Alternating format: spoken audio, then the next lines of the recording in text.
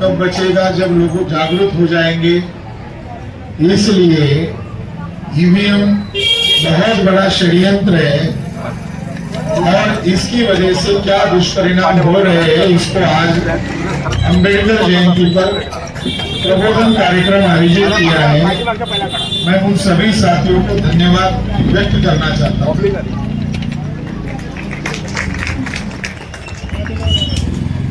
बाबा साहब अंबेडकर ने हमारे लोगों को वोट का अधिकार दिया। वोट का अधिकार कितना बड़ा अधिकार है? तो बाबा साहब अंबेडकर ने वोट के अधिकारों को समझाने के लिए शांत उनके जीवन में एक सम्मेलन हुआ था लखनऊ में, और उनके पार्टी का नाम था all India schedule caste federation. तो उत्तर प्रदेश के अंदर वो सम्मेलन हो रहा था। उस सम्मेलन में एक बिन बुलाया मेहमान भी आ गया था, ब्राह्मण था, और कांग्रेस का बड़ा नेता था, पंडित गोविंद वल्लभ पंत उसका नाम था। और वो ऐसे मंच पर आकर बैठे, बगल में बैठे। पंडित गोविंद वल्लभ पंत भी स्टेज पर थे, बाबा साहब अंबेडकर भी स्टेज पर थे। और खास बात है कि बाबा साहब अंबेडकर लॉ मिनिस्टर थे, कांग्रेस की सरकार थी, और बाबा साहब कानून मंत्री थे।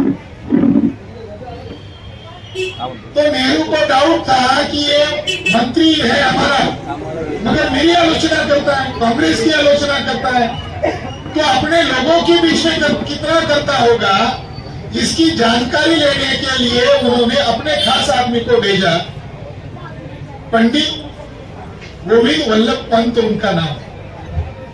तो बाबा साहब अंबेडकर ने अपने कार्यकर्ताओं को वोट का महत्व समझाते हुए इस शब्द में कहा कि आज न कल नेहरू मरने वाला है, कभी ना कभी उसको भी मरना है। नेहरू कोई अमर पट्टा लेकर पैदा नहीं हुआ है, और आज ना कल मैं भी मरने वाला हूं, कभी ना कभी मुझे भी मरना है। मगर मुझे इस बात की चिंता नहीं है कि मेरे जाने के बाद मेरे लोगों का क्या होगा, क्योंकि मैंने मेरे लोगों के लिए संविधान में ये प्रावधान किया है, वोट का प्रावधान किया है, मत का प्रावधान किया। आपको वोट का महत्व कितना है ये समझाने के लिए मैं बता रहा हूं। बाबा साहब अंबेडकर ने कहा, अगर शेड्यूल कास्ट के लोग और बैकवर्ड कास्ट के लोग दोनों इकट्ठा आते हैं, साझा मंच बनाते हैं और अपने अधिकारों को, वोट के अधिकारों को महत्व समझते हैं, तो उत्तर प्रदेश का सीएम क्या, देश का पीएम भी आप लोग बना सकते हो वोट के आधार पर। क्योंकि आपकी आबादी ज्यादा है और ब्राह्मण की आबादी अल्प है, आपकी आबादी बहुत ज्यादा है, आपके पास वोट ज्यादा है। जब पिछड़े वर्ग के लोग एक साथ आएंगे तो क्या होगा, इस देश की आप हुक्मरान जमात बनोगे। जब आपके लोग हुक्मरान बनेंगे तो पंडित गोविंद वल्लभ पंत के लोग क्या करेंगे? बाबा साहब ने सवाल किया, जब आप हुक्मरान बनोगे तो गोविंद वल्लभ पंत की जाति के लोग क्या करेंगे? आप लोगों के जूते के फीती खोलने में वो लोग गर्व महसूस करेंगे। वोट का महत्व।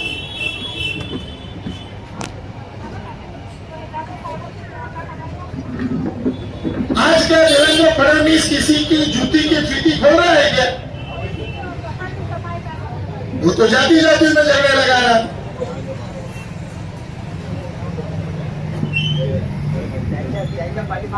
तो वोट बहुत महत्वपूर्ण चीज है हमें आजाद करने के लिए, क्योंकि देश लोकतांत्रिक है और लोकतांत्रिक देश में लोगों का हित करने का आधार वोट है, और वोट की चोरी की जा रही है ईवीएम के द्वारा। ये बड़ा गंभीर मामला है। दूसरा उदाहरण ये है, बाबा साहब अंबेडकर की जयंती के उपलक्ष्य में इसलिए बाबा साहब अम्बेडकर का मुझे उदाहरण देना उचित समझ रहा है। बाबा साहब अम्बेडकर के पीए थे नानक चंद रत्तू, तो रात भर उनके साथ जगते थे, संविधान टाइप करते थे, उसका ड्राफ्ट टाइप करते थे। एक दिन रत्तू ने कहा कि अब मैं चला जाता हूँ और आप पढ़ते ही रहते लिखते ही रहते, तो आप भोजन कर लीजिए। तो रत्तू को बाबा साहब अम्बेडकर के प्रति इतना बड़ा संविधान लिख रहे हैं, तो उनकी चिंता ज्यादा हो रही है। उनका खाने का प्लेट मेज पर रखा गया और वो ये कहकर चले गए कि आप भोजन कर लीजिए, मैं जाता हूँ। दूसरे दिन नानक चंद रत्तू आ गए, उन्होंने देखा कि टेबल पर वो प्लेट में वैसे ही वैसे खाना पड़ा हुआ है और बाबा साहब पढ़ने के लिए मस्त बैठ रहे। जब वो आए और उन्होंने बाबा साहब को खबर दिया कि मैं आ गया हूँ, तो बाबा साहब एकदम देखकर उसको कहने लगे, अरे तुम अभी तक गए नहीं हो? यानी बाबा साहब खाना तक भूल गए। नानक चंद रत्तू घर पर गए, सोकर आ गए, नहा धोकर आ गए और बाबा साहब को लगा कि अभी तक गए नहीं।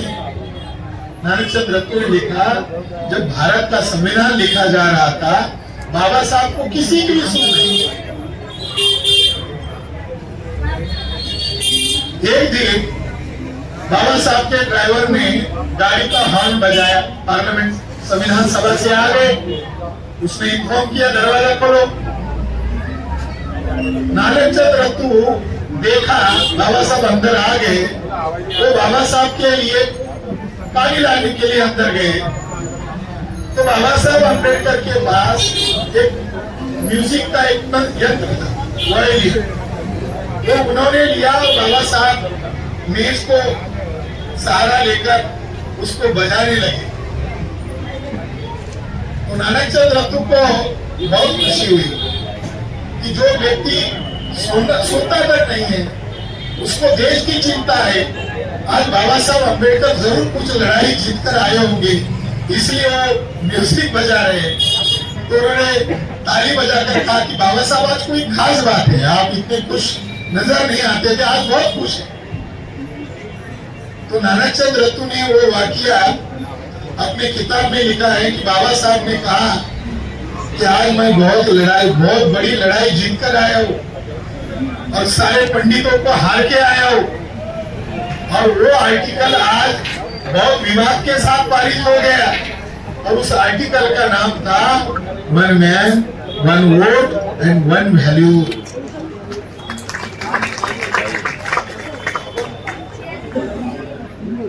संविधान की भाषा बहुत ही क्लिष्ट भाषा होती है, मगर बाबा साहब ने जो संविधान बनाया और लोगों की भाषा में जल्दी समझ में आ रहा है, one man one vote and one value. इसका संदर्भ क्या है? इसका संदर्भ हमारी गुलामी के साथ है। ब्राह्मण कहता है यहाँ से बच्चा पैदा हुआ वो ब्राह्मण होगा, ब्रह्मा के मुंह से बच्चा हुआ ब्राह्मण। यहाँ से पैदा हुआ बाहु से वो क्षत्रिय, एक कमर से पैदा हुआ वैश्य और पैर से पैदा हुआ शूद्र। शूद्र यानी मराठा, शूद्र यानी यादव, शूद्र यानी ओबीसी। तो ब्राह्मणों ने जो वर्ण व्यवस्था बनाई वो उच्च निष्ठा वाली है, जो जाति व्यवस्था बनाई वो उच्च निष्ठा वाली है और सर्वश्रेष्ठ ब्राह्मण है। तो बाबा साहब अम्बेडकर कह रहे हैं इस आर्टिकल के अनुसार ब्राह्मण को भी आदमी बनाया, जो भगवान की जगह बैठा तो उसको आदमी बनाया, जमीन पर लाए। उसका जो सर्वश्रेष्ठ अधिकार था वो छीन लिया संविधान के द्वारा। तो ब्राह्मण को भी वोट डालने का अधिकार संविधान ने दिया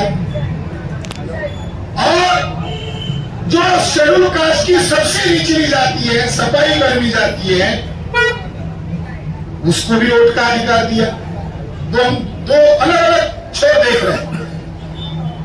तो ब्राह्मण ने अगर वोट डाला और हमारे शेड्यूल कास्ट की सबसे निचली जाति के आदमी ने वोट डाला, तो क्या हमारा वोट छठा भर कम होगा क्या ब्राह्मण का वोट छठा भर ज्यादा हो जाएगा? नहीं, ब्राह्मण का वोट और हमारे लोगों का वोट का मूल्य समान है। तो वोट के अधिकार से भारत में लोकतंत्र लागू हुआ, मगर इस लोकतंत्र से ब्राह्मणों का सबसे बड़ा नुकसान होना चाहिए था और ब्राह्मण लोग सड़क पर भीख मांगते हुए नजर आने चाहिए थे वोट के लिए। मगर आज वो लोग हुक्मरान बने हुए हैं और वो हमारे लोगों के वोट के अधिकार से बने हुए। लोकतंत्र में बाबा साहब अम्बेडकर ने द्विदलीय सांसदीय चुनाव प्रणाली को लागू किया। एक सत्ता पक्ष होगा, एक विपक्ष होगा। ये जो आज बीजेपी है, ये बीजेपी बनने के पहले इनकी एक पार्टी थी जिसका नाम था जनसंघ। नरेंद्र मोदी के बीच में भाषण आया था कि जनसंघ को कैंडिडेट भी नहीं मिलते थे, तो हमारे नेता पैसा देते थे और खड़ा करते थे, जीतेंगे उसकी कोई गारंटी नहीं थी। तो आज जो बीजेपी पार्टी है, उसके पहले उनकी पुरानी पार्टी थी जनसंघ, जो आरएसएस की पार्टी थी, एक कांग्रेस पार्टी थी और अपोजिशन में पार्टी डॉक्टर बाबा साहब अम्बेडकर की all India schedule caste federation था। आज आप बाबा साहब की जयंती मना रहे हो, मगर हमारे लोगों को लोकतंत्र के इतिहास का पता होना चाहिए कि आज बीजेपी सत्ता में है तो अपोजिशन में कांग्रेस है, बाबा साहब अम्बेडकर की पार्टी कहां है? एक समय में हमारी पार्टी अपोजिशन में थी, जनसंघ का आता पता नहीं था, तो लोकतंत्र लागू हुआ और लोकतंत्र में यह आधार बनाया गया, एक सत्ता पक्ष होगा, एक विरोधी पक्ष होगा। और सत्ता पक्ष की गिनती अगर करो तो पता चलेगा हम कहां हैं, हमारी स्थिति कहां है। शेड्यूल कास्ट शेड्यूल ट्राइब 22.5% है, 100% में 22.5% अनुसूचित जाति के लोग और आदिवासी लोग हैं। इनकी आज एक भी राष्ट्रीय पार्टी नहीं है। 22.5% वोट है हमारे लोगों के, इनकी आज एक भी राष्ट्रीय पार्टी नहीं है। ओबीसी की आबादी 12.5% है, ओबीसी का एक भी राष्ट्रीय दल नहीं है। सिखों का तो पता ही नहीं है, मुसलमान की एक भी राष्ट्रीय पार्टी नहीं है। मगर जिनके पास वोट नहीं है उनके आज 5 राष्ट्रीय दल है जो वोट के लिए भीख मांगते हैं।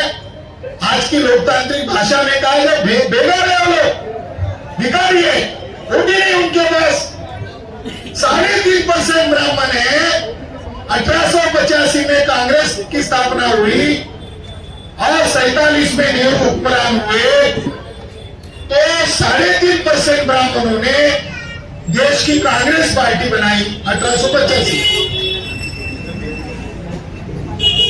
1925 में कम्युनिस्ट पार्टी की स्थापना डांगे नामक ब्राह्मण ने किया, महाराष्ट्र का ब्राह्मण, चित्पावन ब्राह्मण श्रीपाद अमृत डांगे। उसकी पार्टी अब 2 खेमे में है, माकप भाकप, मार्क्सवादी पार्टी, लेनिनवादी पार्टी।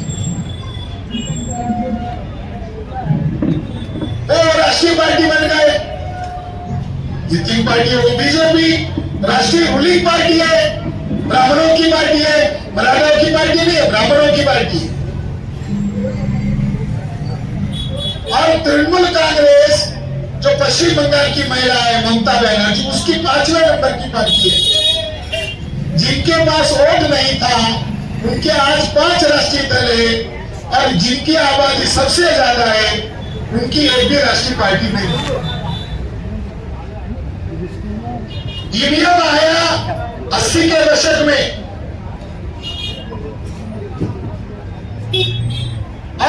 बहुजनों की पार्टी के तौर पर कांशीराम जी का उदय होने लगा था। ब्राह्मणों को खतरा महसूस होने लगा।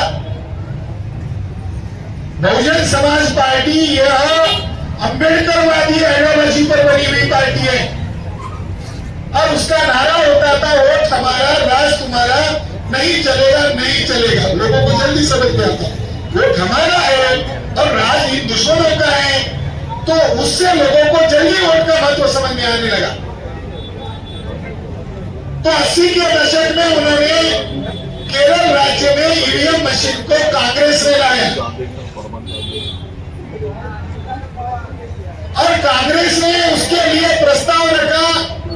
बीजेपी के लोगों ने, कम्युनिस्ट लोगों ने उसका समर्थन दिया, क्योंकि वोट की वजह से ब्राह्मण बहुत परेशान होते थे।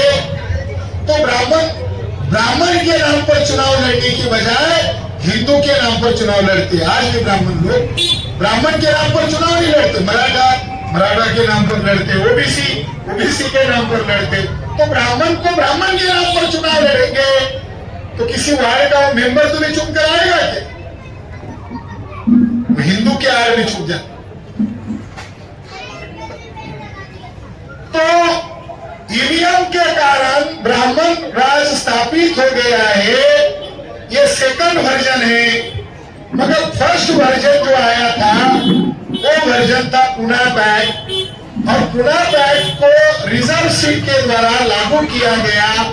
और बाबा साहब अम्बेडकर 1960 को कह रहे थे, संविधान में लिखा कि ये जो आरक्षित सीट है SC ST के, ये रद्द कर देना चाहिए। अभी तक रद्द नहीं हुआ। तो ब्राह्मणों की व्यवस्था कैसे मेंटेन की गई? 131 सांसद थे, या तो कांग्रेस के गुलाम होते थे या तो बीजेपी के गुलाम होते थे, और वो उन पार्टियों के गुलाम बनकर काम करते थे। समाज का कोई लेना नहीं। जो ज्यादा दलाली करेगा उसको टिकट मिलेगा। कांग्रेस का, बीजेपी का रूल क्या है कि SC का नेता कौन बनेगा, ST का नेता कौन बनेगा, जो ज्यादा समाजद्रोही है उसको लीडर बनाया जाए। वो सिस्टम लागू हो गई। और बाद में ओबीसी के ऊपर भी ये रूल लागू कर दिया, मराठा लोगों के ऊपर भी इनडायरेक्टली पुणे पैक्ट लागू कर दिया। और 80 के दशक में उन्होंने ईवीएम लाया और ब्राह्मणों ने म्यूचुअल अंडरस्टैंडिंग से सहमति दिखाया। राहुल गांधी को लेकर विपक्ष वाले लोग कई मुद्दे खड़े करते और राहुल गांधी अडानी का फोटो दिखाकर नरेंद्र मोदी का अपमान भी करते हैं, ऐसे बीजेपी के लोग कहते हैं। और वो लोग अब नारा लगा रहे हैं कि बीजेपी विपक्ष को खत्म करना चाहती है। बात सही है। अगर बीजेपी के पास इतना बहुमत आया है और ईवीएम के कारण आया है, तो विपक्ष के लीडर, अपोजिशन पार्टी के लीडर ईवीएम को रद्द करने के लिए भारत के पार्लियामेंट में, राज्यसभा में, लोकसभा में डिबेट डिस्कशन क्यों नहीं कर रहे हैं? कांग्रेस के लोग क्यों नहीं विरोध कर रहे हैं? कम्युनिस्ट पार्टी के लोग विरोध क्यों नहीं कर रहे हैं? क्योंकि जब यह बिल लाया गया था तब इनकी सहमति से ईवीएम आया। ये बात सामने आएगी।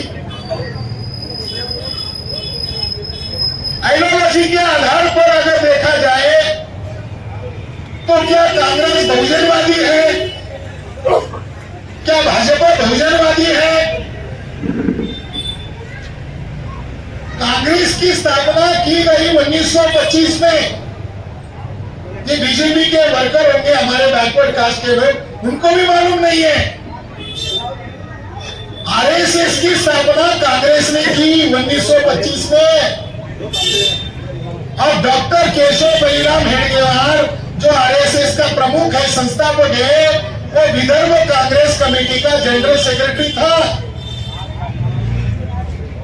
तो लोगों को समझाने के लिए मैंने एक किताब लिखी, कांग्रेस आरएसएस की मां, ऐसी किताब लिखी, कांग्रेस आरएसएस की मां। क्योंकि सिख भी नहीं मानते थे, मुसलमान भी नहीं मानते थे, सबूत के आधार।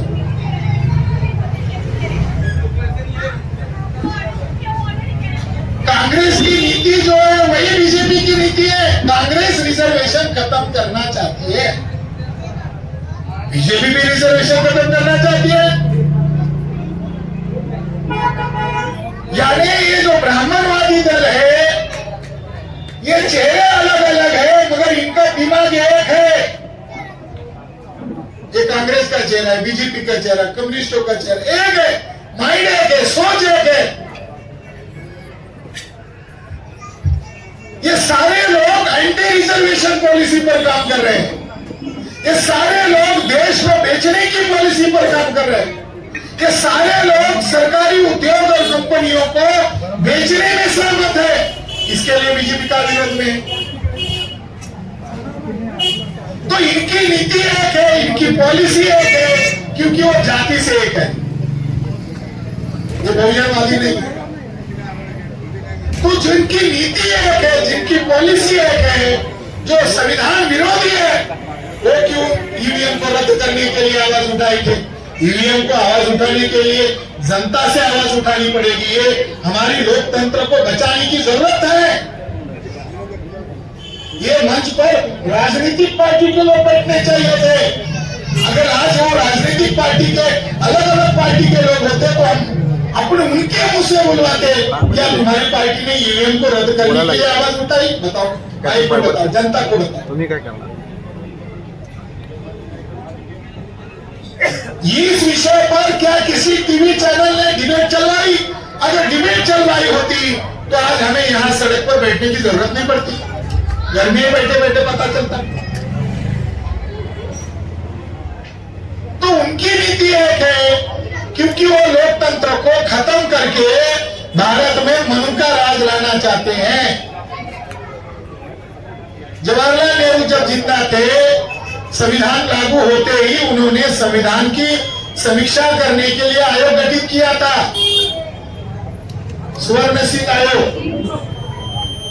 और जब भारत के आजादी को 50 वर्ष पूरे हो गए तो उन्होंने 50 वर्ष धूम धड़ाके से मनाया 1997 में। और जब 2000 में संविधान को 50 वर्ष पूरे हुए तो अटल बिहारी वाजपेयी की सरकार थी, उन्होंने संविधान बदलने के लिए आयोग गठित किया था। देखो इनका क्या है, कांग्रेस भी संविधान बदलना चाहती है, बीजेपी भी संविधान बदलना चाहता है। तो मैं बात कर रहा था क्योंकि लोगों को जगाना है, पार्टी वालों को खुश नहीं करना है।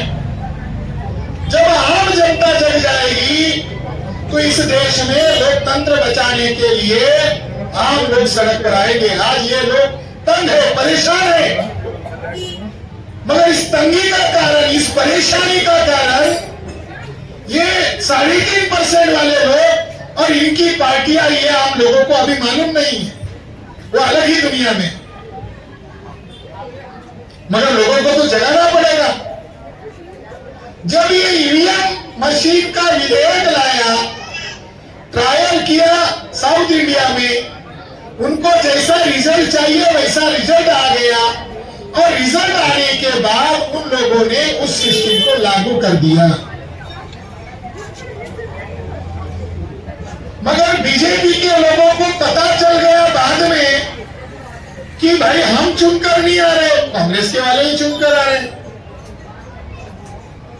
तो उन्होंने 2009 में सुब्रमण्यम स्वामी के द्वारा एक केस दायर किया गया और 8 अक्टूबर 2013 को इसका रिजल्ट आ गया। उसके पहले साउथ इंडिया में और कुछ अंतरराष्ट्रीय ईवीएम के एक्सपर्ट लोगों ने एक रिपोर्ट बनाया।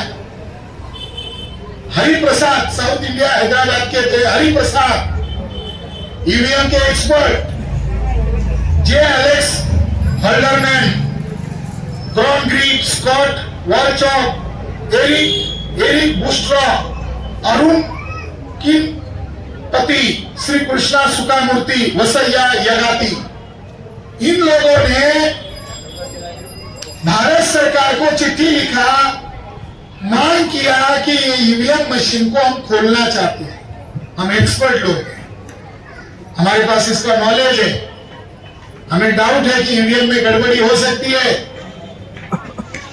तो इन लोगों ने चुनाव आयोग को एप्लीकेशन दिया, हम ईवीएम मशीन का पोस्टमार्टम करना चाहते हैं, पुर्जा पुर्जा खोलना चाहते हैं।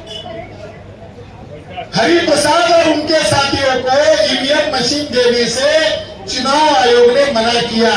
चुनाव आयोग जब चुनाव आता है तो बीजेपी वाले चिल्लाते हैं, सब पार्टियों को बुलाया था, कहा था ईवीएम मशीन हैक करके दिखाओ, तो किसी ने हैक करके नहीं दिखाया। ऐसा चिल्लाते लोगों को भ्रम पैदा करने के लिए। मगर जब एक्सपर्ट लोगों ने ईवीएम मशीन की डिमांड किया तब उन्होंने देने से मना कर दिया। ये लोग भी बड़े चला, उन्होंने सोचा चुनाव आयोग ब्राह्मण के नियंत्रण में और ज्यादातर अधिकारी ब्राह्मण ही है जिसके पास ये ईवीएम मशीन होती है, तो उन्होंने गुना में एक ब्राह्मण को मुंह मांगा, कीमत दिया और ईवीएम मशीन खरीद ली। वो लोग भी बड़े चालाक लोग, ईवीएम मशीन भारत सरकार की चाहिए, उनके पास ही उसका अधिकार है, तो उन्होंने पुणे से एक ईवीएम मशीन खरीद लिया। अब बताएंगे, तुम्हारा नाम नहीं बताएंगे, मशीन ले लिया और मशीन लेकर उसका पूरा वीडियोग्राफी किया और वीडियोग्राफी में सबूत के आधार पर रिकॉर्ड करके रखा ईवीएम मशीन में गड़बड़ी करना संभव है। जो हरि प्रसाद जो थे वो कह रहे हैं, उनकी रिपोर्ट में, रिपोर्ट मैंने प्रसिद्ध की है, ब्रह्म घोटाला इस नाम से मैंने इस मशीन को, इस रिपोर्ट को 2014 में ही प्रसिद्ध किया। ईवीएम घोटाला, जो ये 5-6 लोगों ने जो ईवीएम खरीद लिया, उसका वीडियोग्राफी किया, उसको रिकॉर्ड करके यूट्यूब पर अपलोड कर दिया, उसका रिपोर्ट बनाकर दुनिया वालों के पास भेज दिया गूगल के थ्रू कि ईवीएम में गड़बड़ी संभव है। तो उन्होंने अपने रिपोर्ट में लिखा कि जब ईवीएम मशीन को हमने पहली बार खोला, हमें ऐसा लग रहा था कि चुनाव आयोग जैसा दावा कर रहे हैं, शायद इसके वो दावे में कुछ सच्चाई हो। वो कह रहे हैं कि चंद मिनटों में हमने ईवीएम मशीन को हैक करके दिखाया, चंद मिनटों। और जो हरि प्रसाद जो थे, 2011 की बात है और ये फैसला 2013 में आया, तो हरि प्रसाद को मुंबई में थे, तो दिल्ली से पुलिस गई और हरि प्रसाद को अरेस्ट कर लिया गया। तो पार्लियामेंट में कुछ बैकवर्ड कास्ट के लीडर्स थे, जिसमें लालू प्रसाद यादव और अन्य बैकवर्ड कास्ट के लीडर थे, वो कह रहे थे कि उसने क्या गुनाह किया है। तो उसके ऊपर आरोप लगाया कि इन्होंने ईवीएम मशीन की चोरी किया। सरकार ने दावा किया कि इन्होंने ईवीएम मशीन की चोरी किया। ईवीएम मशीन की चोरी नहीं किया, पैसा देकर खरीदा। जिसने बेचा उस ब्राह्मण को उठाना चाहिए था, बेचने वाले को। जिसने इसका घोटाला पकड़ के, घोटाला कैसे होता है ये सिद्ध किया, उनको अरेस्ट किया। कांग्रेस की सरकार थी। इसका मतलब ईवीएम मशीन कांग्रेस को फायदा पहुंचा रही थी और इनके इस रिपोर्ट से कांग्रेस एक्सपोज होने वाली थी। उन्होंने हरि प्रसाद को उठाया, जब से उठाया तब तक हरि प्रसाद अभी तक कहाँ है किसी को मालूम नहीं है, कहाँ है मालूम नहीं है। उनको आना चाहिए, बोलना चाहिए, बात रखनी चाहिए। हरि प्रसाद गायब है।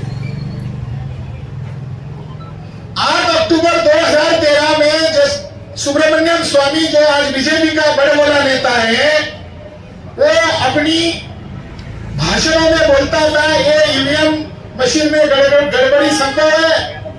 और उसने कौन सी जगह पर भाषण किया, आपको आश्चर्य लगेगा। आसाराम बापू का नाम सुना होगा आपने। आसाराम बापू भीड़ इकट्ठा करते थे और सुब्रमण्यम स्वामी उन भक्तों के सामने ईवीएम घोटाला कैसे किया जाता है वो भक्तों को बताते थे। उस समय बीजेपी वालों को ऐसा लग रहा था कि लोग सुनेंगे नहीं, तो लोग कहा सुनेंगे, तो उनकी साधुओं को भीड़ इकट्ठा करवाते थे और सुब्रमण्यम स्वामी वहां भाषण करते थे। अभी भी वो भाषण यूट्यूब पर अवेलेबल है, मगर अब ईवीएम पर वो बोलते नहीं। ये जो हरि प्रसाद और उनके साथियों ने जो रिपोर्ट बनाया, उस रिपोर्ट में उन्होंने टेक्निकल रूप से सारी बातें एक्सपोज की है कि ईवीएम मशीन में गड़बड़ी करना 100% संभव है। मगर उन्होंने उनके रिपोर्ट में लास्ट में कंक्लूड में यह बात कही, यह समस्या, मैं इसका मराठी अनुवाद के इसलिए आपको बता रहा हूं मराठी में, या समस्या अतिशय खोलवर रूप लेली आहे। भारतातील ईव्हीएमची डिझाईन ही पूर्णतः मशीनच्या बाह्य सुरक्षेवर व निवडणूक कर्मचाऱ्यांच्या निष्ठेवर अवलंबून आहे। केवळ याच कारणामुळे इलेक्ट्रॉनिक वोटिंग सिस्टीमचे फायदे प्रथम दर्शनीय कुचकामी करतात। ईव्हीएमचे तंत्रज्ञान विकसित करणाऱ्यांनी हा विश्वास दिलेला आहे की बॅलेट बॉक्स मध्ये गडबड करणे व मतमोजणी प्रक्रियेत घोटाळा करणे ईव्हीएम मुळे अवघड होईल। तरी पण आम्ही आमच्या संशोधन अभ्यासामध्ये हे दाखविले आहे की अशा गडबडी ईव्हीएम मध्ये करता येणे शक्य आहे व ती गडबडी कुणाच्या लक्षात देखील येणार नाही। उन्होंने रिपोर्ट बनाया, रिपोर्ट में ये तथ्य कंक्लूड बताया, सारांश बताया। क्या हमने पाया? तो उन्होंने कहा कि ईवीएम मशीन आदमी नहीं है, ईवीएम मशीन तंत्र है। ईवीएम मशीन आदमी नहीं है, ईवीएम मशीन तंत्र है। और वो कितना सच्चा है कितना झूठा है ये हम इसलिए नहीं बता पा रहे हैं क्योंकि इसकी सुरक्षा बाह्य लोगों के ऊपर डिपेंड है, या तो निवडणूक आयोग के ऊपर या निवडणूक कर्मचारियों के ऊपर। मगर जिन लोगों ने ईवीएम मशीन बनाया है उनका यह दावा है कि ईवीएम मशीन में गड़बड़ी करना असंभव है। मगर हमारे संशोधन में यह बात साफ तौर पर सिद्ध हो गई, ईवीएम मशीन को हैक करना, गड़बड़ी करना बहुत ज्यादा आसान है। ये उन्होंने उसके रिजल्ट में, उसके रिपोर्ट में बताया। मगर 2000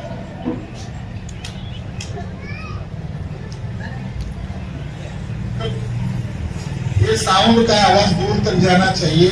हमारे भाई पूरा अरेंजमेंट कर रहे हैं, 2 मिनट 1 मिनट के लिए रुकते हैं। वो जजमेंट किस आधार पर था सुब्रमण्यम स्वामी का? ये जजमेंट भी एक घोटाला है। वो घोटाला क्यों है?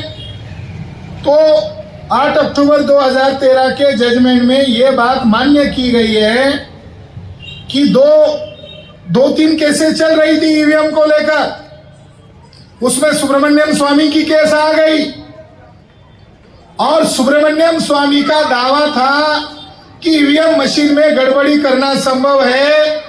तो सुब्रमण्यम स्वामी ने केस इस आधार पर डालना चाहिए था, अगर बीजेपी वालों को डाउट था कि ईवीएम को रद्द करो और जो पुरानी पद्धति है ठप्पा मारकर वोट डालने वाला कागज की पद्धति वो लागू करो।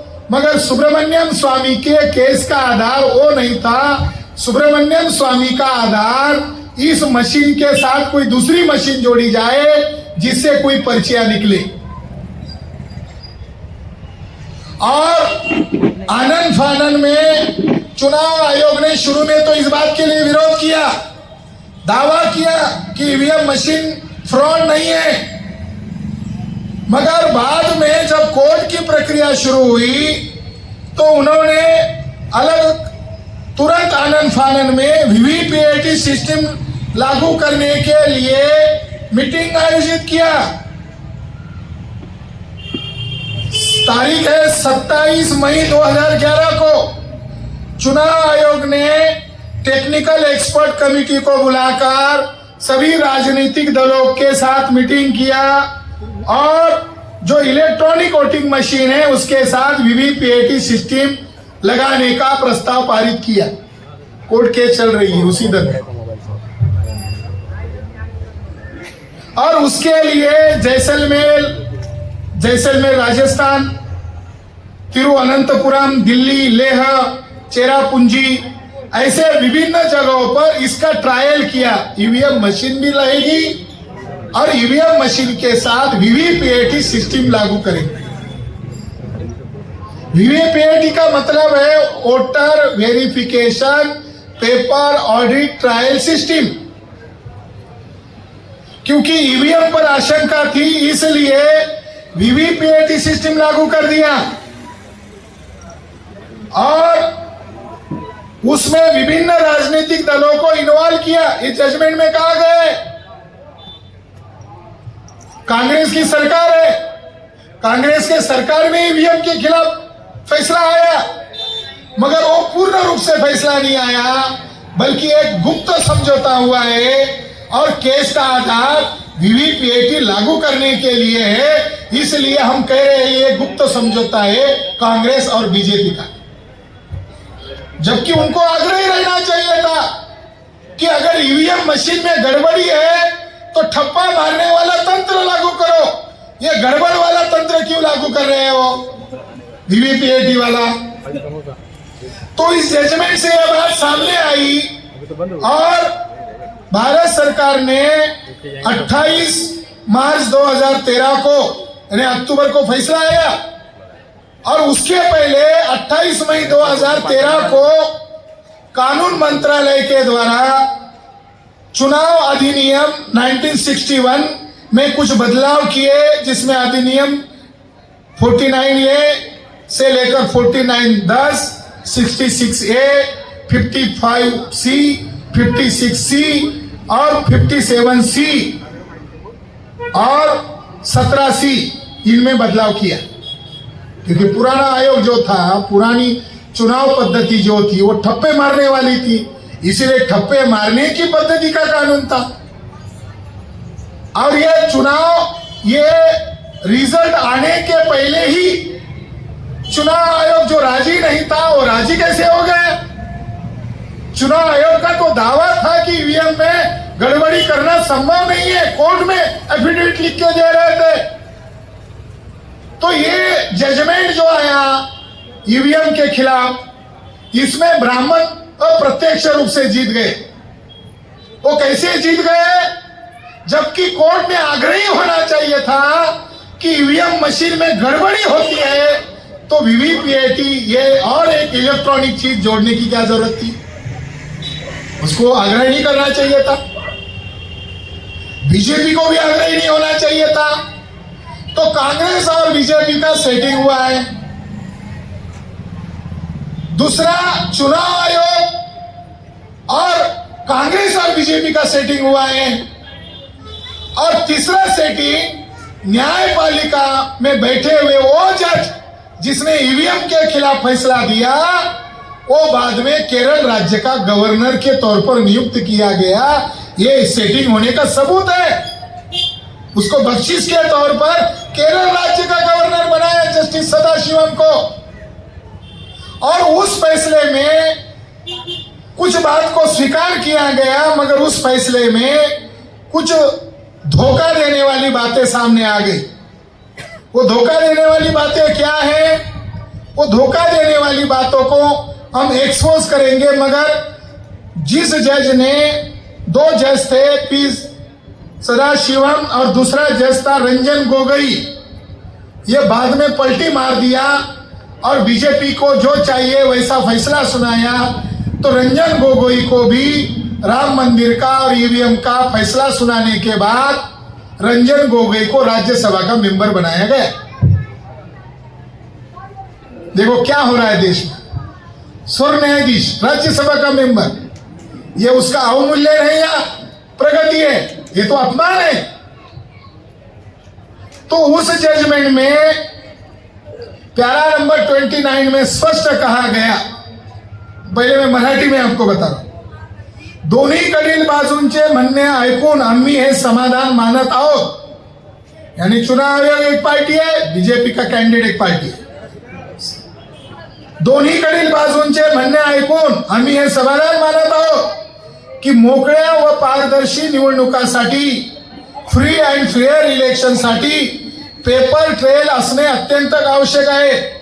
पेपर ट्रेलचा वापर करूनच मतदारांचा ईव्हीएम वरील विश्वास वाढविता येऊ शकतो। ईव्हीएम सोबत व्हीव्हीपीएटी सिस्टीम जोडल्याने मतदान पद्धतीमध्ये अचूकता साधता येऊ शकते. मतदान पद्धतीमध्ये संपूर्ण पारदर्शिता आणण्यासाठी आणि मतदारांचा विश्वास संपादन करण्यासाठी ईव्हीएम मशीनशी व्हीव्हीपीएटी सिस्टीम जोडणे आवश्यक आहे. कारण मतदान हा दुसरा तिसरा प्रकार नसून तो विचार अभिव्यक्तीची एक कृती आहे, जिला लोकशाही पद्धतीमध्ये अत्यंत महत्व आहे. ये जज ने मान्य किया. क्या मान्य किया? कि ईवीएम मशीन से पारदर्शी भयमुक्त चुनाव नहीं हो सकता. इस बात को हम एग्री कर रहे हैं. चुनाव आयोग मान्य कर रहा है कि ईवीएम मशीन पारदर्शी नहीं है. मान्य किया. ईवीएम मशीन से भयमुक्त चुनाव नहीं हो सकता. मान्य किया. तो ईवीएम मशीन में गड़बड़ी है, सुप्रीम कोर्ट ने एक बात मान्य किया और उसके साथ ये दूसरा मुद्दा जोड़ दिया कि लोगों का यकीन कैसे बढ़ेगा कि मैंने जिसको वोट डाला है ये उसी के खाते में जमा हुआ.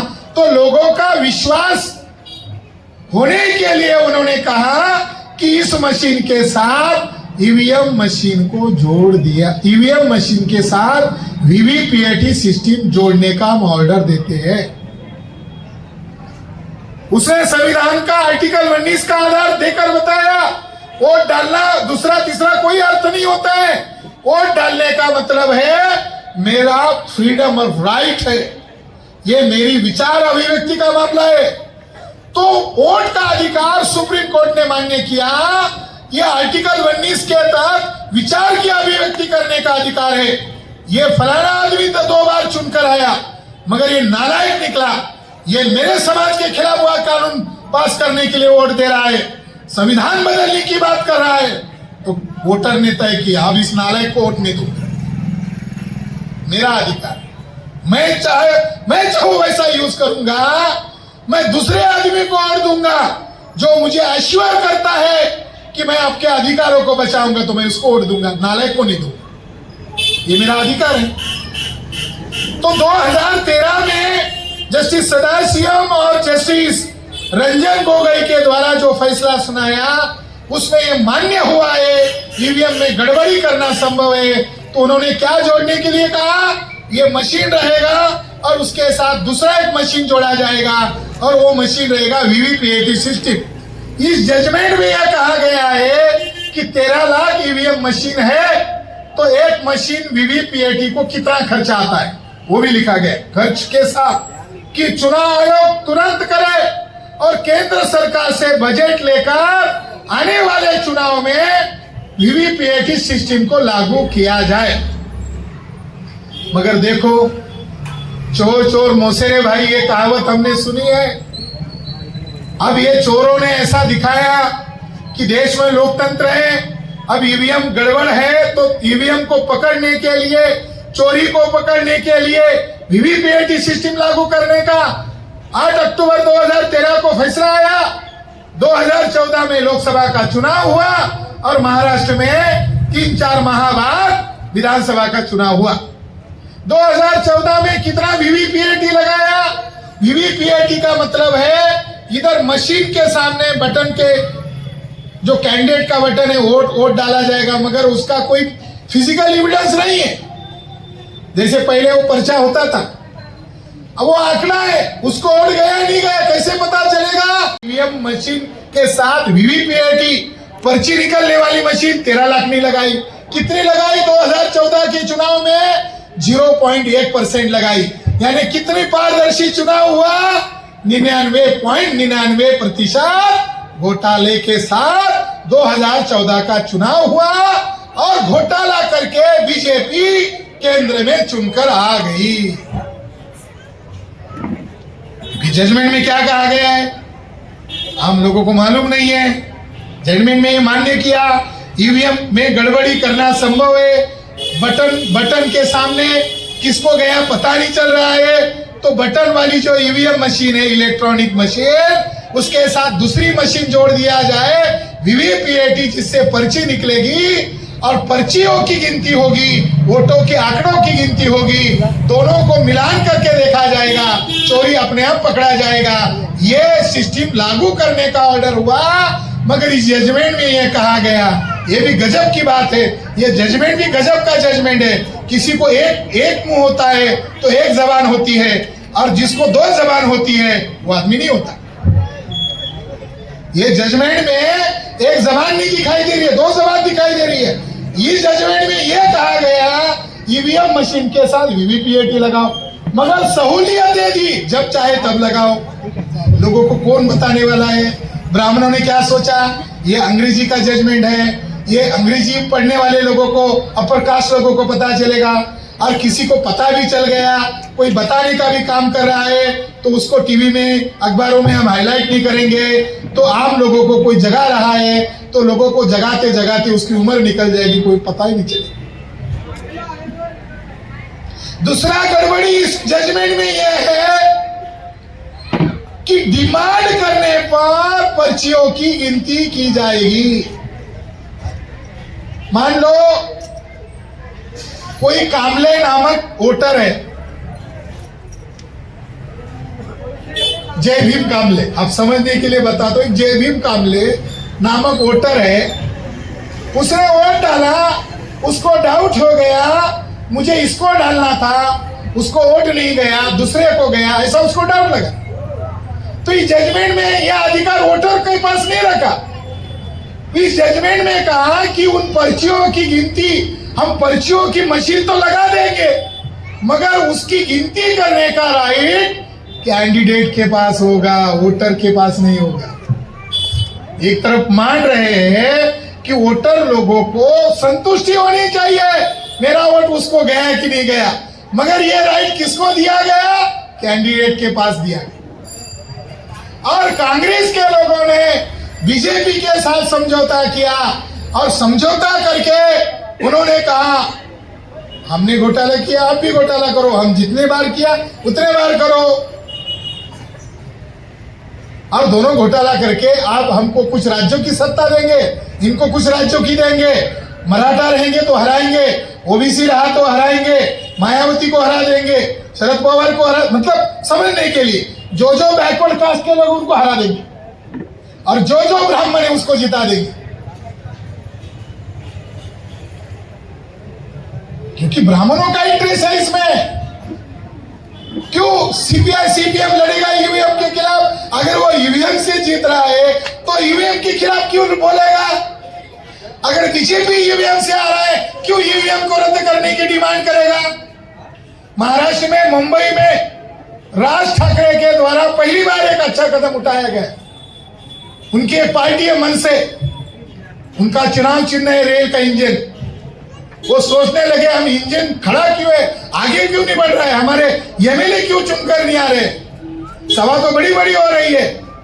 तो राज ठाकरे के द्वारा स्क्रीन लगाकर वीडियो दिखाए गए, देश भर में मीटिंगें किया गया, और राज ठाकरे के द्वारा यह घोषित किया गया कि ईवीएम में गड़बड़ी करके बीजेपी आ गई है। बाद में क्या परिणाम हुआ? बाद में ईडी का नोटिस भेजा गया, बाद में आवाज बंद। सच्चाई है, अब उन्होंने सही आवाज खोल दिया है। यहां मुंबई का एक दल है मन से, अब उन्होंने सही आवाज खोल दिया है, तो दोबारा कोई ना कोई काम शुरू हो जाएगा। दिल्ली का चुनाव था, मायावती के द्वारा स्टेटमेंट दिया गया अगर ईवीएम में गड़बड़ी नहीं हुई तो हमारी सत्ता दिल्ली में आएगी, ऐसा स्टेटमेंट दिया। तो बीजेपी की महिला के द्वारा अभद्र टिप्पणी किया गया कि मायावती किसी भी एंगल में महिला दिखाई नहीं देती है, वो तो पुरुष ही नजर आता है। देखो चर्चा क्या हो रही है, एक राष्ट्रीय नेता कह रही है ईवीएम में गड़बड़ी नहीं हुई तो बीजेपी हारेगी। अब उसका जवाब बीजेपी को क्या देना चाहिए था? ईवीएम में गड़बड़ी नहीं होती, ये देना चाहिए था, मगर उस महिला पर अभद्र टिप्पणी करके विषय को डाइवर्ट कर दिया। ये चालाक लोग। शरद पवार जो जिनके पार्टी को तोड़ा है, उनके पार्टी को तोड़ा, उनके दल को तोड़ा, उनके चिन्ह को तोड़ा। शिवसेना महाराष्ट्र में प्रसिद्ध पार्टी है, उसके पार्टी को तोड़ा, उसके चिन्ह को तोड़ा, यहां तक कि बाला साहब ठाकरे को भी हाईजैक करने का दूसरे लोगों ने काम किया। ये सब क्यों हो रहा है वो लोगों को बोलना पड़ेगा, वो सच बोलेंगे तब जनता मान्य करेंगे। ईवीएम के कारण पार्टी फोड़ी गई। भारत का संविधान मजबूत है, भारत के संविधान ने न्यायपालिका को अधिकार दिया है, इतना बड़ा अधिकार किसी दुनिया में नहीं दिया है, मगर जज को ही खरीद लिया गया, जस्टिस चंद्रचूड़ को खरीद लिया गया और शिवसेना का न्याय का फैसला रोक दिया गया। यही चंद्रचूड़ थे, पुणे के ब्राह्मण हैं, पुणे गए और अपने जाति बिरादरी में जाकर कहने लगे, जब अयोध्या का फैसला सुनाने की बात हम कर रहे थे तो रात को मेरे श्री प्रभु राम जी के साथ कभी घंटा कभी 2 घंटा रात में मेरी मीटिंग चलती थी और दिन में कोर्ट में आकर मैं फैसला सुनाता था। मैं नहीं बोलता था, प्रभु रामचंद्र जी ने मुझे रात में जो मीटिंग में मेरे कान में डाला था वही मैं बोलता था। ऐसे जजेस वो फैसला देंगे किसकी पार्टी है। उदाहरण के लिए आपको बता रहा हूं, तो साथियों शरद पवार की एक पार्टी है, उन्होंने पिछले चुनाव में 2019 की चुनाव में जब उन्होंने वोट डाला, वोट डालने के बाद पत्रकारों ने उनको घेर लिया और पत्रकारों ने पूछा, पवार साहब आपको वोट डाल के कैसा लग रहा है? तो पवार साहब ने कहा, मैंने मेरे पार्टी का चिन्ह देखा, कैंडिडेट का चिन्ह देखा और मैंने जब बटन दबाया मेरी आंखों के सामने मैंने मेरे पार्टी के कैंडिडेट का चिन्ह के बटन दबाया, मगर सिग्नल कमल के ऊपर दिखाई दे रहा था। मेरे आंखों के सामने मेरा वोट कमल के खाते में जमा हो गया।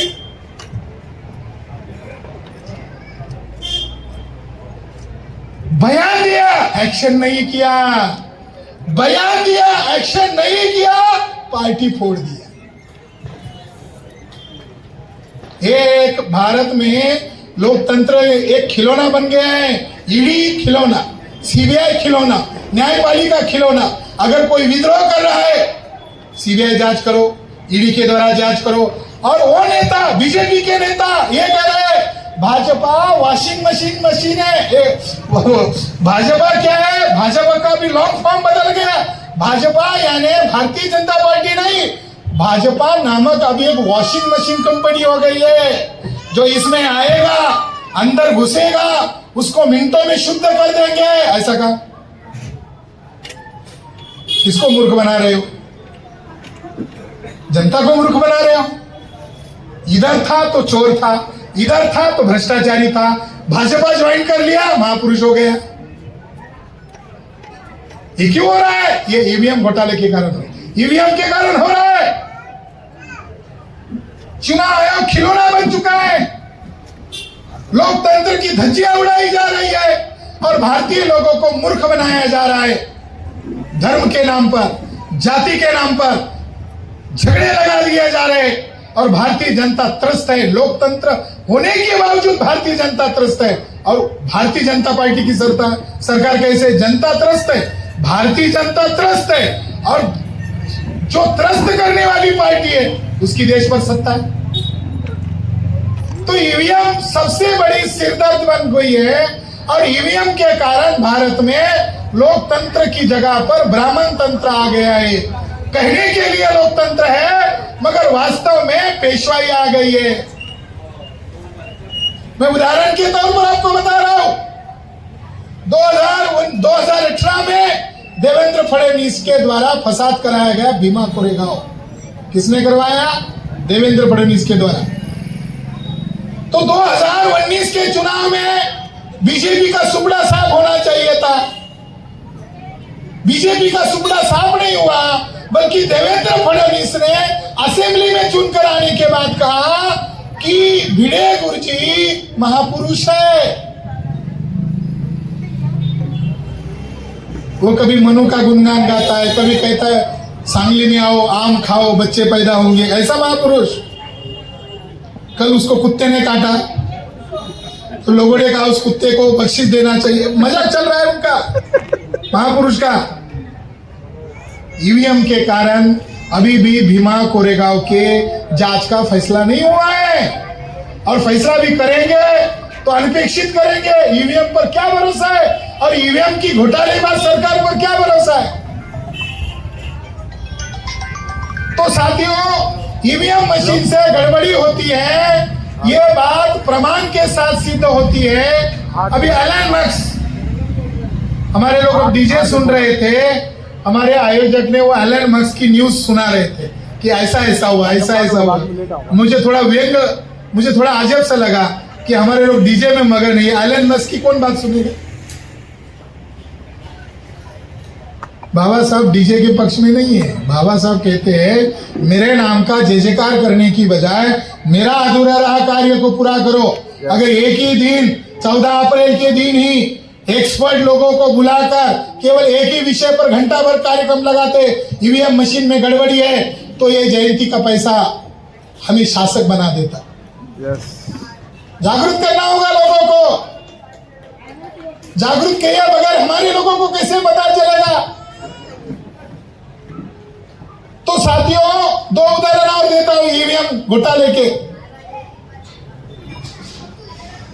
एक 2017-18 की बात है, वहां मेयर के चुनाव चल रहे थे सहारनपुर जिले में।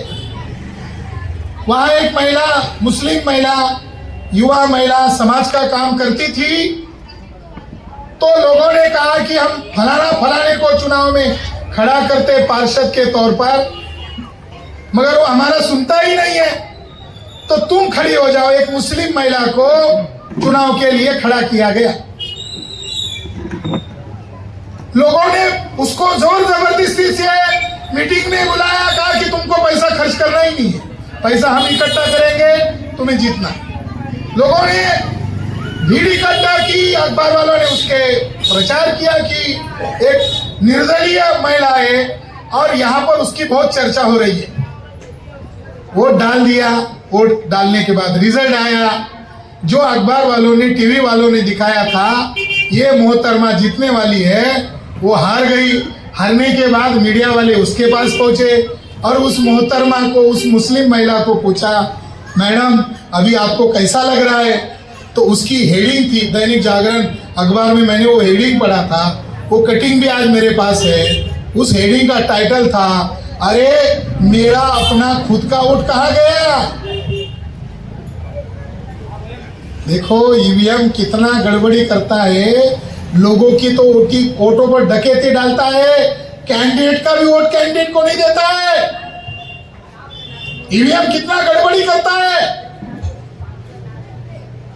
अभी 2 वर्ष पहले इधर उत्तर प्रदेश में मेयर के चुनाव में लोग खड़े थे, तो किन्नर लोगों को लगा अरे ये लोग आपस में लड़ते रहते, हमारी जमात का कोई आवाज ही नहीं उठा रहा है।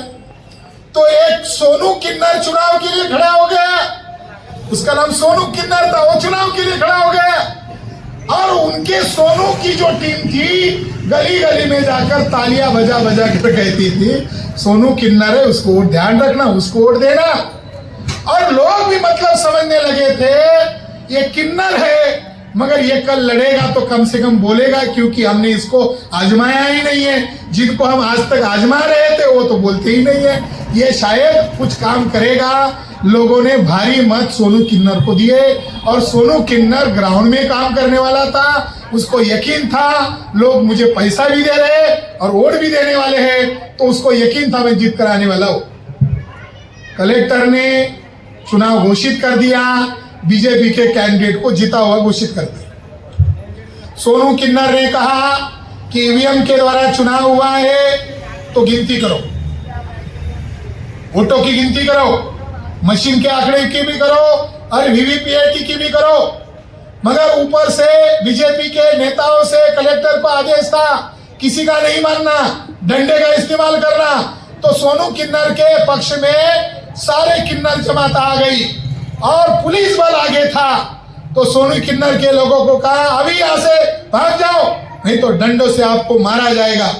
सोनू किन्नर का स्वाभिमान जग गया कि मैं कैंडिडेट हूं और ये लोग मुझे मारने की धमकी दे रहे, मेरे समर्थकों को मारने की धमकी दे रहे। सोनू किन्नर ने अपना ब्लाउज फाड़ दिए, कपड़े उतार दिए, साड़ी उतार दिया और सोनू किन्नर कलेक्टर और पुलिस के सामने नंगा हो गया। लोग कहते नंगे से हर कोई डरता है और वहां से सोशल मीडिया से लाइव हो गया। एक तरफ डंडेधारी पुलिस और एक तरफ सोनू किन्नर कपड़े उतारा हुआ और ललकार कर कह रहा है मेरी तो डिमांड है काउंट करो, मगर हमको डंडे से भगाया जा रहा है। पूरी दुनिया के लोग देखने लगे। एक किन्नर ने कलेक्टर को झुकाया और किन्नर को लगा कल मेरी नौकरी जा सकती है। काउंटिंग करवाते हैं, पर्चियों की काउंटिंग की, मशीन के आंकड़ों की काउंटिंग की। जो हारा हुआ सोनू किन्नर था वो जीता हुआ घोषित करना पड़ा। इस उदाहरण से आपको जल्दी समझ में आ गया कि जिसको हम नेता मान रहे हैं वो बोल नहीं रहा है, मगर सोनू किन्नर को आपने देखा नहीं, मगर आपके मन में उसके प्रति प्राउड फील हो रहा है। किस लिए प्राउड फील हो रहा है? वो लोकतंत्र बचाने के लिए जो करना जरूरी था वो अनुचित था, मगर उसने किया और तुरंत फैसला हाथ में लिया। अभी लग रहा है कि अगले चुनाव में चाहे आपका वार्ड का भी चुनाव हो तो किसी किन्नर को ढूंढ लिया जाए, किसी लोकसभा का चुनाव हो, किसी असेंबली का चुनाव हो, क्योंकि ये तो लड़ नहीं रहे जिनको आप नेता मान रहे हो। जिन पार्टियों को केंद्र में बिठाया, जिन पार्टियों ने हमारे संविधान को बदलने के लिए चेष्टा शुरू किया है, उनको हराने की आपके मन में जिद है। तो कभी कभी लगता है हनुमान नगर ही है। और यहाँ कई सारे वार्डों का हमारे संचालक भाई ने नाम लिया था, तो किसी किन्नर को खड़ा करके दिखाओ, क्योंकि वो जो इंसान है जिसको लोग पुरुष कहते हैं और पुरुष लोग पुरुषार्थ की बात करते हैं, ये तो पुरुषार्थ तो वहां दिखा नहीं रहे जहां बोलना चाहिए। तो साथियों, लोकतंत्र खतरे में आ गया है। इसका उदाहरण है बीजेपी सत्ता में आ गई है और कितनी मगरूर पार्टी है, कितनी तानाशाह पार्टी है। वो पार्टी कह रही है 2030 में 2029 में चुनाव नहीं करेंगे। देखो कितनी मगरूर पार्टी। वो पार्टी कह रही है जो ईवीएम का घोटाला करके आ गई है, वो पार्टी कह रही है, दो स्टेटमेंट दे रही है। एक स्टेटमेंट दे रही है 2029 का चुनाव, वन इलेक्शन वन नेशन। देखो गरीब कैसे लड़ेगा अभी? मान लो एक व्यक्ति की गरीब लोगों की पार्टी है, वो हर राज्य में कैसे चुनाव लड़ेगा? उसके पास पैसा ही नहीं है। एक निर्दलीय आदमी खड़ा करना चाहता है 10 कैंडिडेट, मगर उसके पास पैसा नहीं है। वन नेशन वन इलेक्शन क्या बाबा साहब अंबेडकर के दिमाग में नहीं आया? क्या बीजेपी वाले बड़े विद्वान हो गए? वन नेशन वन इलेक्शन का मतलब है हम तानाशाह को चुनेंगे, एक राष्ट्रपति का चुनाव करेंगे, कोई सत्ता पक्ष नहीं होगा, कोई विपक्ष नहीं होगा। भारत में तानाशाह आने वाला है, ये इसका संकेत है। दूसरा, अमित शाह ने कहा वो नेता कम गुंडा ज्यादा नजर आते हैं। अमित शाह ऐसे डरा डरा कर बातें करते हैं। नीचे बैठ, भाषण में सभा में कोई बोल रहा है, नीचे बैठ, गुंडे की तरह बातें करते हैं। ये नेता कैसा है? उनके नेताओं के द्वारा पार्लियामेंट में कहा नरेंद्र मोदी 2050 तक प्रधानमंत्री रहने वाले। बताओ किसकी कोई गारंटी ले सकता है? कम से कम नरेंद्र मोदी का उम्र तो देखो, अभी वो कितनी उम्र के हो गए, और 2050 तक अगर पीएम रहेंगे तो उनकी उम्र कितनी होगी? क्या 150-200 साल जिंदा रहने वाले? हम मजाक है, पार्लियामेंट के अंदर बोला जा रहा है और प्रधानमंत्री भी कितना मजाक कर रहा है। कभी कभी मुझे लगता है कि मैं बायोलॉजिकल नहीं हूं। क्या भारत के पार्लियामेंट में ऐसा बोला जा सकता है? क्या वो जानवर वहां बैठते हैं, इंसान बैठते हैं? बायोलॉजिकल का मतलब है जानवर, इंसान, और मैं बायोलॉजिकल इंसान नहीं हूं, यानी मैं कोई दैवी हूं। देखो अपनी तारीफ कर रहा है, मैं दैवी हूं। बड़ा गजब का आदमी है। तो इस देश में लोकतंत्र खतरे में है, ये सचेत करने के लिए कार्यक्रम आयोजित किया गया है। परिणाम क्या है? बेरोजगारी बढ़ गई है। अभी आपके बच्चों को पढ़ाई तो कर रहे हो, रोजगार मिल नहीं रहा है। 2014 तक भारत पर विदेशी बैंक का कर्जा था 54 लाख करोड़ रुपए। भारत पर कर्जा कितना था 2014 तक? 54 लाख करोड़ रुपए। अब 2023 तक ये कर्जा हो गया 250 लाख करोड़ रुपए। 261 लाख करोड़ रुपए कर्जा हो गया भारत पर। बीजेपी वाले लोग देशभक्ति का सर्टिफिकेट बांटते हैं, ये देशभक्त है, ये देशद्रोही है। सबसे बड़ा देशद्रोही बीजेपी पार्टी है। इसका प्रमाण क्या है? इसका प्रमाण है कि भारत पर 261 लाख करोड़ रुपए का कर्जा किया। और ये कर्जा कैसे किया? लॉकडाउन में सरकारी उद्योग और कंपनियों को बेच दिया। ये प्रधानमंत्री, हमारा देश का लोकतंत्र का बड़ा नेता, भाषण ठोकते हैं और देश की उद्योग कंपनियों को बेच दिया। अभी देश अडानी अंबानी चला रहे। जिस मुंबई में मैं बात कर रहा हूं, कल इस मुंबई का नामकरण भी हो सकता है और इस मुंबई का नाम होगा मुकेश अंबानी नगर। क्या करोगे आप लोग? धारावी को बेच दिया। मुंबई का उदाहरण है। ईवीएम होने से क्या होता है? धारावी जो देश भर के गरीब लोग वहां रहते हैं, सबसे बड़ी धारावी झोपड़पट्टी है। ये झोपड़पट्टी बेच दिया। अब छोटी छोटी झोपड़पट्टी को ये छोटे छोटे लोग तो कभी भी उखाड़ सकते हैं, नष्ट कर सकते हैं। मुंबई में रहने वाले लोगों के ऊपर कभी कभी हमें तरस आ रहा है। क्या हम रोजी रोटी के लिए मुंबई में आ गए? जानवर चारा खाता है, हम रोटी खा रहे। क्या कभी हम इन मुद्दों पर ध्यान देंगे? रोजगार खत्म, सिटी में रहना मुश्किल, सारे उद्योग बेच दिए गए। नालको बेच दिया, टेलको बेच दिया, हिंदुस्तान पेट्रोलियम बेच दिया, बीएसएनएल बेच दिया, एमटीएनएल बेच दिया। भारत सरकार का रेल विभाग था, खत्म कर। भारत सरकार का रेल विभाग था, वो गौतम अडानी को बेच दिया।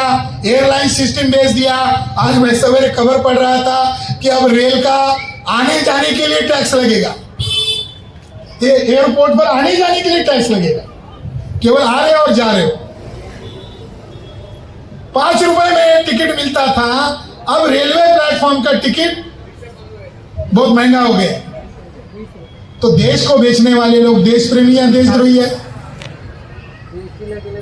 मैं उदाहरण देकर बता रहा हूं ना। मैं लोकतंत्र में बोलने का मुझे भी अधिकार है, तो हमारे दुश्मनों को भी है। तो मैं जो बोल रहा हूं लोकतंत्र के दायरे में रहकर बोल रहा हूं कि तुम देश प्रेम का सर्टिफिकेट बांटते हो। तुमने तो उद्योगों को बेच दिया और देश को बेचने का मामला शुरू हो गया। आने वाले समय में मल्टीनेशनल कंपनियां भारत में आने वाली है। ये हम पाठ्य पुस्तक में पढ़ते थे। एक ईस्ट इंडिया कंपनी आई तो देश गुलाम हुआ।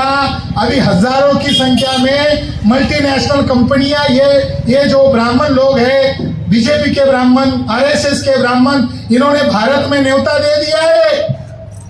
अभी 2 विभाग बेचने का कार्यक्रम शुरू हो गए। एक है पढ़ाई शिक्षा और दूसरा है आरोग्य। अब शिक्षा किसकी होगी? गौतम अडानी अंबानी। अस्पताल किसका होगा? मंगेशकर अस्पताल। देखो मंगेशकर गाने वाला परिवार, अरबों खरबों की संपत्ति है। क्या वो डॉक्टर थी? लता मंगेशकर डॉक्टर थी। दीनानाथ मंगेशकर क्या डॉक्टर थे? अस्पताल क्यों चला रहा है? पैसा जहां से मिल रहा है वो सब करेंगे। ब्राह्मण की नियत क्या है? वो सेवा है, पैसा नहीं है। अस्पताल सेवा होता है। एक बीजेपी के नेता की बीवी मर गई तो ये मामला हाथ सामने आ गया। अगर मंगेशकर के अस्पताल की बजाय कामले का अस्पताल होता, पाटिल का अस्पताल होता, गायकवाड़ का अस्पताल होता, तो वो डॉक्टर और वो मालिक जेल में होता। मगर अभी भी फडणवीस कह रहे हैं मंगेशकर का बड़ा योगदान है, उनको टारगेट मत करो। देखो फडणवीस ब्राह्मण की तरफ जा रहा है। वो तो सीएम है, सीएम को सीएम रहना चाहिए। गढ़चिरौली जिला आदिवासी बहुल जिला, वहां की कई स्कूल को गौतम अडानी को बेच दिया है। उदाहरण है, लागू हो गया। शिंदे और पवार की सरकार थी, साल भर पहले की बात है, 61,000 स्कूल को बेच दिया था। फडणवीस, शिंदे, अजित पवार की सरकार ने महाराष्ट्र के 61,000 स्कूल को बेच दिया। प्राइवेट कर दिया। वो बात कब लोगों को पता चली? खानदेश में जलगांव में एक स्कूल को बियर बार की दुकान का मालिक ने खरीद लिया और उसने वहां गौतमी पाटिल का डांस लगाया और बड़ा जाहिरात किया कि अब ये स्कूल का मालिक मैं हूं, और इसके खुशी के बदले में वो गौतमी पाटिल जो डांस करती है उसका कार्यक्रम का आयोजन किया है। तब कुछ लोगों की आंखें खोली, ऐसा तो फिर महाराष्ट्र खत्म हो जाएगा। उद्योग खत्म है, रोजगार खत्म है, स्कूल खत्म हो गया है। अब ये जमीन बेच देंगे मल्टीनेशनल कंपनियों को। अब ये न्यू एजुकेशन पॉलिसी है, इसमें तो ये लिखा गया है रामायण महाभारत गीता पढ़ोगे तो डॉक्टर वकील इंजीनियर बनोगे। कभी कभी तरस आता है कि ये महापुरुषों ने इतनी कुर्बानियां दिया और केवल हम इनका जय जयकार एक दिन कर रहे हैं। थोड़ा दिमाग लगाओ, डेली इनके विचारों पर हमला हो रहा है, डेली इनका अपमान हो रहा है और आप एक दिन उनका जय जयकार कर रहे हो। भारत के संविधान में लिखा है हिंदू राष्ट्र बनेगा, खुले तौर पर ब्राह्मण कह रहे हैं फलाना तारीख को भारत का संविधान बदलने वाले देश का प्रधानमंत्री क्या कर रहा है? उसको अरेस्ट करना चाहिए। वो तो कुंभ मेले में जा रहे हैं। बाबा साहब हैदराबाद गए थे, 1952 की बात है। उस समय कुंभ मेला चल रहा था तो बाबा साहब ने भाषण में कहा अगर मैं मंत्री होता तो नंगे साधुओं को पकड़ के ले आता, जेल में ठुसा देता, नहीं तो मैं गोलियां मारने का ऑर्डर करता। ये नंगे लोग भारत पर कलंक है, ऐसा बाबा साहब अम्बेडकर ने कहा। मंत्री होता तो ऑर्डर देता है। अभी कोई नेता की औकात बोलने की? क्या चल रहा है भारत में? मार दिया गया धर्म के नाम पर, मगर देश में लोकतंत्र को बर्बाद करने के लिए कानून पास किए जा रहे हैं। जो पार्लियामेंट हमारे हित के लिए बनाया था वो गुंडा तंत्र थोपने के लिए चल रहा है। उसमें शिक्षा का अधिनियम बनाया, वो लॉकडाउन में बनाया, कोई चर्चा नहीं, कोई डिबेट नहीं। अब उसमें लिखा है क्लॉज नंबर 11 में कि 5वीं और 6ठी कक्षा का बच्चा झड़पी की स्कूल में जाएगा, सरकारी स्कूल में जाएगा, क्योंकि हम सरकारी स्कूल से ही तैयार हुए। देश का, भारत के हर लोग सरकारी स्कूल से ही तैयार हुए। जस्ट बने हुए लोग भी सरकारी स्कूल से आए, गरीब लोग जो अमीर बन गए वो सरकारी स्कूल से ही बने हुए। तो कह रहे हैं कि 5वीं 6ठी कक्षा में जब जाएंगे आपके बच्चे तो मास्टर जी उनको मैथ नहीं पढ़ाएगा, साइंस नहीं पढ़ाएगा, हिस्ट्री नहीं पढ़ाएगा, क्या पढ़ाएगा? जाति आधारित पैतृक धंधे का प्रशिक्षण देगा। यानी वर्तमान बीजेपी गवर्नमेंट शिक्षा को सेवा नहीं मान रही है, उसको उसने नाम दिया न्यू एजुकेशन पॉलिसी में स्टार्टअप पॉलिसी। ये किसके लिए शुरू किया? उद्योगपतियों के लिए स्टार्टअप, मगर उन्होंने इसको उद्योग बनाया। अब ये सारी स्कूल बेचने का कार्यक्रम शुरू होने वाला है। जिनको आज पेंशन मिल रही है कोई गारंटी नहीं है, कल मोदी जी वो पेंशन आपकी छीनने वाले हैं। और अभी पिछले सप्ताह खबर आई कि अब आपको वोट डालने की भी जरूरत नहीं है। वो पार्लियामेंट में कानून ला रहे हैं बीजेपी के लोग कि ये जो आधार कार्ड है ये आपके बैंक के साथ जोड़ दिया, वो आपके बैंक को सुरक्षित करने के लिए नहीं है, कभी भी आपका पैसा गायब हो सकता है। अब वो कह रहे हैं आधार कार्ड को ईवीएम मशीन के साथ जोड़ दिया जाएगा, वो दिखा देगा आपका वोट पड़ गया, आपके जाने के पहले वोट पड़ गया। ऐसी भी खबरें आ गई थी कि भारत सरकार की आधार की जो वेबसाइट है उसको हैक कर लिया, ऐसी भी खबर आई है। तो क्या होगा भारत के लोकतंत्र का?